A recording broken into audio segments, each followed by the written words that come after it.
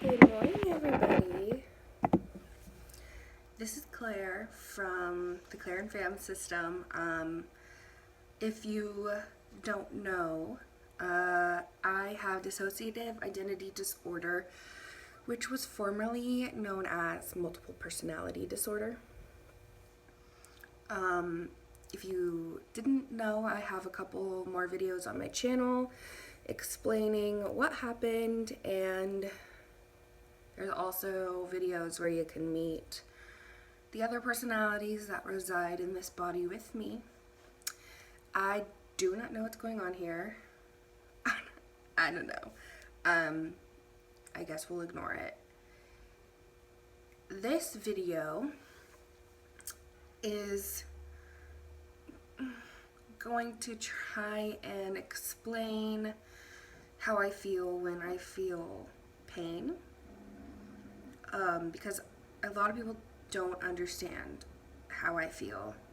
At least they've told me they don't understand, and I've experienced the feeling of having people just not understand what I'm going through. And so I figured, what better way to have people understand than to actually explain that what could be an overreaction for you is almost a life or death situation for me. Now, I've also mentioned in some of my other videos, I believe, that I personally have borderline personality disorder. So basically, I'm just a basket case. These disorders develop due to having really bad relationships with caregivers, trauma, neglect, the huge, but borderline specifically is developed due to having really unstable relationships. So just not knowing the outcomes of things, not knowing if people love you or if they care, because they haven't been there consistently for you. As a infant, we all have needs. You know, we need food, water, or love. When that infant cries, that's a form of communication. And when a parent physically touches that child, just knows, like, oh, someone's here for me, something's gonna happen. So every time the child's touched, they feel happy. They know something is probably going to relieve whatever pain they're in or get them what they need. Now, for someone that has unstable attachment, this could be that they cried and cried and cried and no one ever came. So their only mode of communication as an infant is crying. And if that doesn't get them what they need, it can be shocking, confusing to the system. So there's this apprehension that any caregiver is going to come when the child cries. So naturally the crying becomes worse and worse, screaming, almost begging for attention. This unstable attachment forms connections in the brain that solidify and become the way that you understand how to ask for help and how your brain understands how to interpret pain. As a child, I had to scream as loud as I could and communicate as much as I could that I was in pain so that anyone would come to get anyone's attention. And so personally, I feel just like every time anything bad happens to me, but my brain thinks it's the absolute worst. It's not a conscious decision. It literally is physically disabling and overwhelming, and I'm gonna explain to you what I feel like happens. This is after the fact, so I can't really tell you exactly, but this is what happens when I feel really, really sad and overwhelmed. The first thing I feel is that everyone is against me. They're doing so on purpose. So when something bad happens, even if it's my husband, I 100% think it was purposeful, and I think that they are doing it because they don't like me or because I'm not enough, or I've annoyed them, or they're finished with me, and they're deciding to inflict pain. Because in the past, I've seen people who were in pain decide to inflict pain on me in order to relieve their pain. I would say things hurt my feelings a lot because I care a lot. I put a lot of effort into the things I'm passionate about and my work. I put a lot of work into being Claire on the outside. Being this perfect, round person when that isn't recognized. I guess I feel like a joke. I feel fake. I feel, of course this isn't real because I'm not just Claire. I'm this broken thing. And yeah, I feel like I'll crumble. So the second I get upset, so I guess we can use yesterday's example. I got an email from this staffing company I've been working with for a year, and I've been trying to get a license from them. I have done everything I'm supposed to do. I have actually gone above and beyond.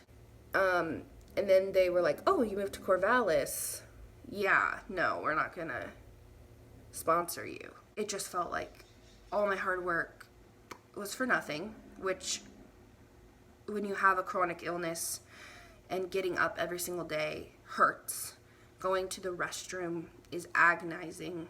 Sitting at a computer typing will have a muscle cramp or a spasm. It's just like, wow, they don't even know what I went through. The first thing that it feels like is someone's pouring hot molten metal down my spine. It's like almost so hot it's cold, and I can feel the metal just slide down my arms and paralyze me. I then feel like this emptiness drain from my chest. Like all my love, all my compassion, everything, it just feels like it leaves. And I am left with a broken, empty heart. And it's almost like I'm frozen in time and a place. My mouth will water and my cheeks will swell as I start feeling actual emotions. Like as if the emotion of pain just seeps into right here, and then it fills my eyes. And sometimes I cry and sometimes I'm not able to cry. Usually when I cry, I'm a lot more sad, I pity myself, and when I don't cry, I'm a lot more angry and I seek revenge. I personally, Claire, I can't cry, I can be angry, but it seems that when these things get overwhelming and extreme to the point like I don't even know where I'm sitting anymore, when I cry, I can seep into a trauma holder, such as Andrew. And when I'm really, really angry, I can switch to a persecutor, protector, like Jade, who will want to go after the person who created the pain. I'll start just thinking why, what's going on, what happened, like, whoa, like, obviously something really, really bad happened if my body's reacting this way. I mean, even if logically you know that, whatever, the pain is so overwhelming, is so blinding. The first emotion I'll likely feel is embarrassment. I often feel embarrassment in everyday life after every situation, and I think it's a shame-filled emotion. Being ashamed to take up space, being ashamed to have even tried, being ashamed to be who I am. It's an embarrassment that I could be so weak, an embarrassment that somebody else knows I failed. Then the overwhelming feeling of failure, I'll get anger. Like pure anger. At everybody. Like, everybody's against me. Even Liam. Like, if somebody cared, this wouldn't be happening. If somebody cared, this pain could not hurt this much. Like, there's no explanation for how much pain I'll be in physically. Like, somebody is ripping my heart out, squeezing it, ripping my eyeballs so that tears fall, shaking my head so I can't think. I'll feel betrayed by my society, by my friends, by anyone. I'll just feel betrayed. Like, I would never do this to someone. I would never speak to someone this way. If I had bad news to deliver, I would do it in this way. How dare they do it to me like this? Do they even know who I am? Do they even know I feel pain? Do they even know I have trauma? No, they don't. They don't.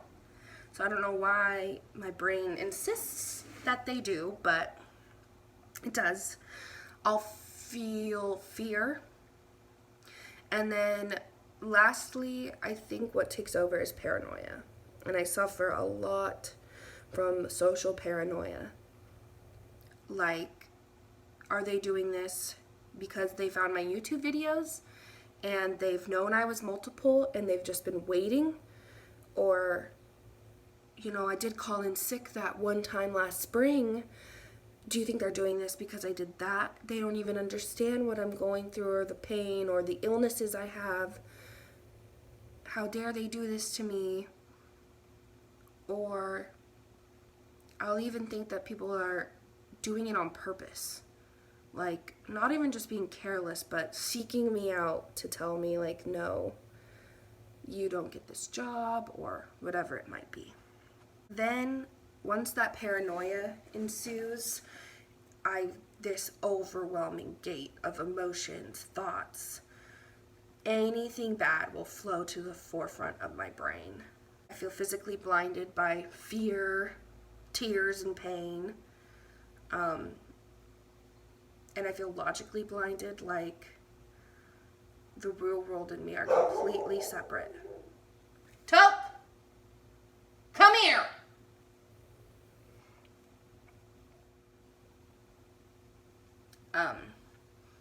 My head will like spin, and I used to not know like what was going on, but I honestly do think it's a lot of my alters trying to calm me down or give their 2 cents at once. Or people are affected by it differently. So I will just get bombarded with words, emotions, thoughts. Usually, I even wrote it down. I'll say like, I don't know how this could be happening to me. I try so hard. I try and care so much about what people think about me, about my future, and about succeeding. I care so much about it. But I won't be able to grasp a thought. I feel like I'm falling, and I'm falling hard at that point. Now, yesterday, I fell and I hit hard. And I realized later that I had actually missed my antidepressant that morning. And so I would explain the difference between being on antidepressants and not being on antidepressants, as you're gonna fall either way. For me, at least, like, bad things are going to feel overwhelming no matter what they are, probably for the rest of my life. It will always feel like that person comes up to me and pushes me off a building, and I can see it in their face that they did it on purpose, and that they hate me, and that I am a bad person and deserve it. Now, when I'm not on antidepressants, I hit the bottom and everything goes everywhere, and I cannot see a way out. And I'm lying there splat on the ground in that much pain from falling off a building, but I'm still alive. And I will think, how do I end this? How? Like, I'm in so much physical pain. How did that not kill me? How do I end this? Now, the difference between being on an antidepressant, which we love, is you're going to fall. And you might think that person pushed you. But you're going to have a mattress at the bottom. And so the physical pain, the overall pain that you feel is going to be lessened. I often do feel like a rebound effect on antidepressants where I'll be like, oh yeah, this is fine. Like, it's really not as bad as I'm thinking. And I'll hit again and I'll be like, yes, it is. Oh, but I can do it. And then I'll crash down again. But it's a lot better, I will say, now that I've experienced both. The suicidal thoughts are a lot less. It'll be like more like, how do I get out of the situation? And why am I alive? Why do I have to go through all this? But it's not this like uncontrollable seek for a way out of the pain. How do I ask for help? Who do I ask for help? Why is our society individualistic? Why? When I didn't choose to be here and I didn't choose to be beaten or given up for adoption or any of the traumatic things that happened to me, why do I now have to be responsible for healing, for working, for dealing with the pain without any support or help? Then I just think about how I don't belong here. I have too much love, and that's why it hurts. I care too much, and that's why it hurts. I think I'm so different than the people around me. I'm so different than what this culture wants me to be.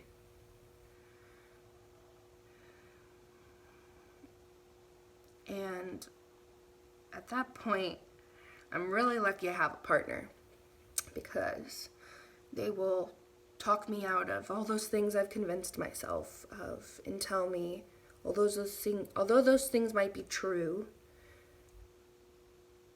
they don't have to be true. And if you stay, you can work on it, you can help, you can lessen this pain.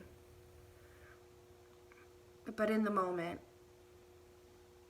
it doesn't feel like it will ever subside. And I think that I get that feeling because no matter what, it just keeps happening to me. Ding after ding after ding after ding after ding after ding. And I finally understand the whole hard work gets you success. Like, no, it doesn't. Socioeconomic status and privilege gives you success in this country. But despite everything I go through, despite the pain and doctors not caring, despite working hard and not getting the job, I have to keep living. I can't give up, because if I give up, the people who inflicted the pain in the first place, the people who gave my brain these connections and these ways of feeling so much pain, they'll win. And they don't deserve to win. So, usually to get over all this pain, Liam helps a lot. Marijuana has helped. Antidepressants help. And a skill I learned in therapy called radical acceptance, which means things are shitty, things aren't fair, and you can sit and wallow in it as long as you want, or you can do something about it. You can radically accept that your life is fucking shit and work to make it not. So I applied to a ton of jobs and worked really, really hard yesterday, so I feel a lot better today. I had a lot of friends reach out and remind me that I deserve life, I deserve love and that they support me. So to anybody that did reach out, thank you. You make all the difference, especially for someone with borderline who thinks everyone is against them, who thinks they are undeserving of love, and who thinks it's attention grabbing to seek help. Your help means the world to me, and it is a big reason why I'm still here today. So let me know if this made any sense at all, or if I need to explain more.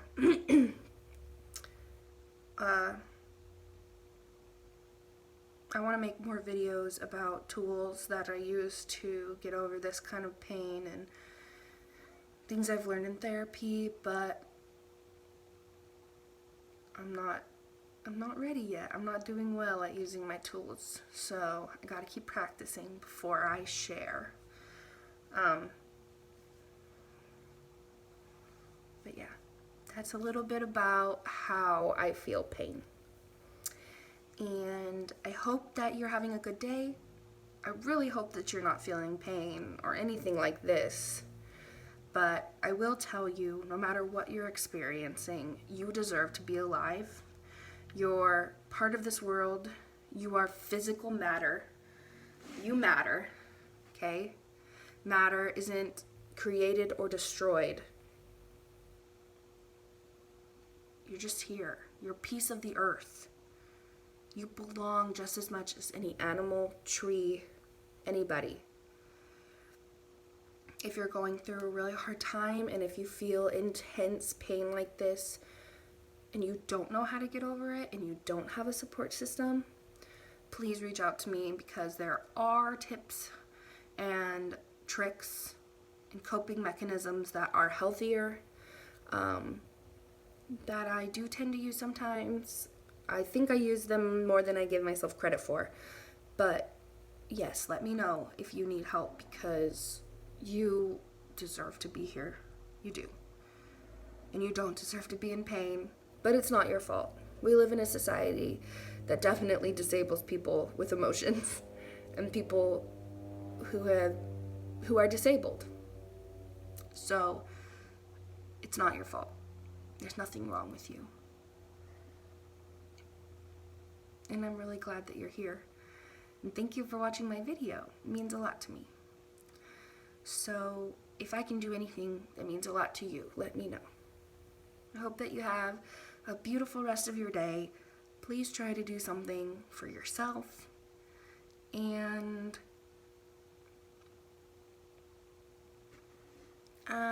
I'll see you guys in my next video. Bye.